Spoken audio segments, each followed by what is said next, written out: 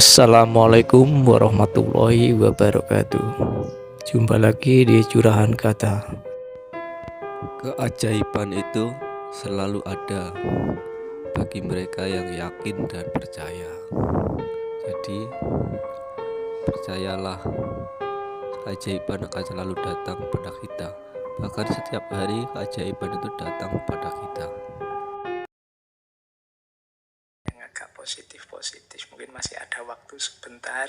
Saya jelaskan secara cepat saja di luar yang eksistensial tadi saya jelaskan sebentar aspek ketuhanan. Jadi Dostoyevsky ini seorang yang sangat religius sebenarnya, karena sejak kecil diperkenalkan agama oleh orang tuanya. Ada beberapa kalimat dari novel-novelnya yang menurut saya menarik tentang Tuhan, tentang keimanan. Kata Dostoyevsky misalnya begini, apa yang aneh dan ajaib itu bukanlah bahwa Tuhan itu benar-benar ada atau tidak, tapi yang luar biasa adalah bahwa ide semacam itu, ide bahwa Tuhan itu pasti ada secara niscaya, dapat muncul di kepala makhluk yang biadab, yang kejam, yang buas seperti manusia. Ini diambil dari The Brother Karamazov. Jadi mungkin yang luar biasa bukan keyakinan kita bahwa Tuhan itu ada atau tidak, tapi pandangan bahwa Tuhan itu ada, itu ternyata tidak hanya ada di orang-orang soleh, di orang-orang religius, manusia-manusia spiritual. Tapi pandangan bahwa Tuhan itu ada juga bisa muncul di kepala orang-orang yang biadab, yang kejam, yang buas. Jadi manusia ini kan sepanjang sejarah hidupnya berdarah-darah. Kalau bahasanya para malaikat itu kan mayyufsidu fiha wa yasfikut dima. Lu makhluk yang kejam, yang senantiasa bunuh-membunuh, selalu konflik, itu ternyata tidak melepaskan ide tentang Tuhan di kepalanya. Kalau ditanya Tuhan itu ada apa enggak, itu kemungkinan besar, sebagian besar manusia akan menjawab, ya Tuhan itu pasti ada. Ini yang menurut Dostoyevsky menarik. Lu makhluk itu yang kelakuannya sama sekali tidak menggambarkan sebagai sosok yang percaya Tuhan, karena dia biadab, dia kejam, dia buas. Tapi ternyata kelakuannya ya yang ada di kepalanya itu percaya bahwa Tuhan itu ada. Nah, ini kalimat ini bisa ditemukan di Brother Karamazov. Jadi keyakinan ada Tuhan itu bisa muncul di kepala manusia yang biadab, yang kejam, dan yang buas.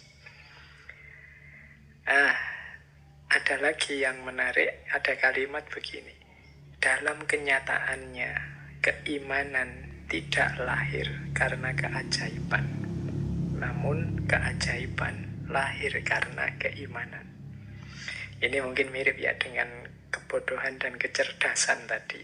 Kata Dostoyevsky, orang itu bukan kok mengalami hal-hal luar biasa yang ajaib terus beriman, tapi biasanya dia ini sudah percaya dulu, beriman dulu, baru ketemu dengan hal-hal yang luar biasa. Jadi keajaiban itu muncul dan diakui sebagai keajaiban karena ada dasarnya keimanan.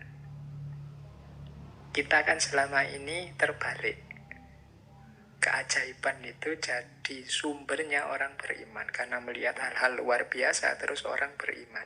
Tapi kata Dostoyevsky tidak begitu. Peristiwa yang real itu biasanya kebalikannya. Karena orangnya sudah percaya dulu, baru dia bisa mengakses dan mengakui hal-hal yang luar biasa ini. Kalau orang sama sekali tidak kenal Tuhan atau tidak percaya Tuhan, mengalami hal luar biasa pun tidak akan dia sambungkan dengan ketuhanan. Misalnya ya, kita mengalami bencana apa gitu. Ya orang yang sejak awal tidak percaya Tuhan, ya tidak akan mengaitkannya dengan Tuhan. Yang mengaitkannya dengan Tuhan itu yang memang sebelumnya sudah percaya dengan Tuhan. Kita misalnya mengalami musibah yang harusnya kita ini sakit parah karena musibah itu. Ternyata kok bisa selamat. Nah, karena kita beriman, kita, oh iya ini peristiwa luar biasa ini karena pertolongannya Tuhan. Jadi keajaiban itu terjadi karena kita beriman. Bukan sebaliknya, karena mengalami keajaiban terus percaya Tuhan. Karena manusia itu ya kalau sudah tidak percaya, dia tidak akan mengaitkannya di situ. Tapi kan ada Pak orang yang mengalami luar biasa, sebelumnya dia tidak religius. Tapi begitu mengalami peristiwa luar biasa, kemudian dia mengalami konversi terus hijrah. Yaitu kemungkinan sebenarnya dia sudah percaya sebelumnya. Dia sudah punya keyakinan meskipun keyakinan ini tidak hidup dalam dirinya.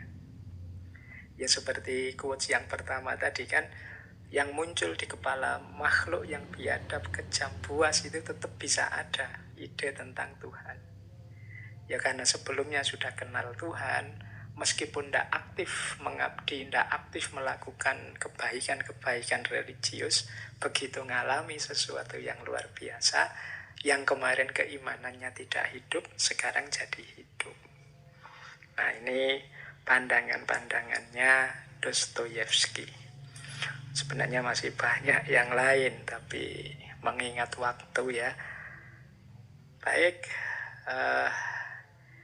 karena waktunya terbatas, kita akhiri dengan 2 quotes untuk malam hari ini dari Dostoyevsky. Saya suka dengan 2 quotes ini. Yang pertama begini. The best way to keep a prisoner from escaping is to make sure he never knows he is in prison. Jalan terbaik untuk membuat seorang narapidana tidak kabur adalah dengan memastikan dia tidak pernah tahu bahwa dia di dalam penjara. Nah, ini kita jadikan bahan introspeksi ya. Banyak orang itu yang terpenjara tapi tidak sadar. Banyak orang yang dikungkung tapi dia tidak sadar. Mungkin dikungkung oleh ideologi, dikungkung oleh lembaga, dikungkung oleh ideal-ideal yang dia miliki. Sehingga dia punya anugerah kebebasan tapi macet. Macet itu tidak pernah dia gunakan. Hidupnya tenggelam dalam ide-ide organisasi-organisasi, kelompok-kelompok di mana dia berafiliasi. Dia tidak sadar bahwa semua itu memenjara dirinya. Dia tidak tahu bahwa itu penjara.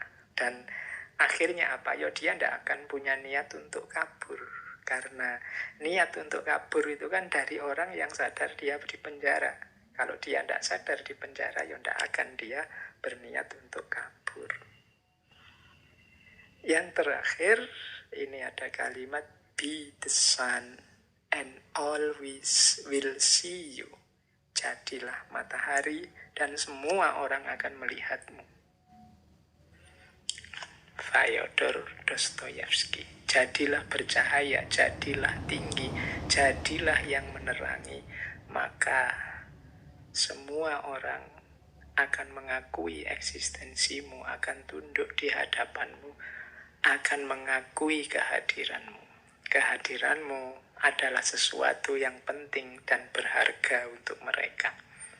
Jadi teman-teman, mari kita semua menjadi matahari dalam hidup kita dan lingkungan kita. Terima kasih sudah menonton. Semoga bermanfaat. Terus dukung channel ini agar berkembang dalam berbagi kebermanfaatan.